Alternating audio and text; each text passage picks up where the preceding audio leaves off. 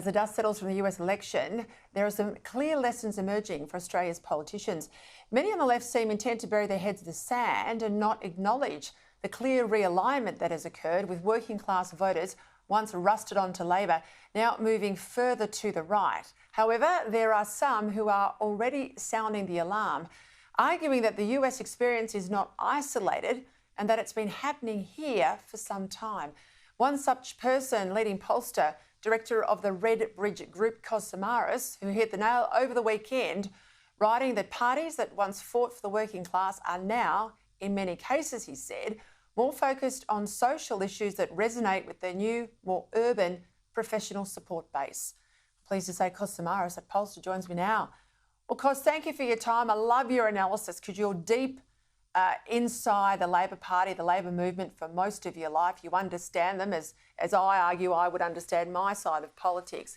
Give us your sense of the lessons out of the US election for the left, because Trump just didn't squeak over the line here. It's a landslide win. He got every single one of those swing states.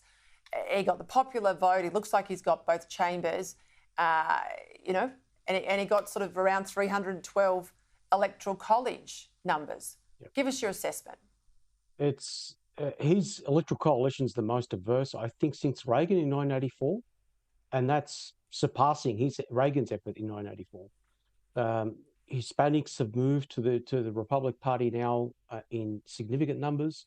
I remember back in 2016 when we were having conversations with the Democrats as a result of their loss to Trump, that they needed to focus on class politics, and their response at the time was that they were confident that the demographics will fix their problem. They were resting their hopes on the Hispanics basically coming to the rescue.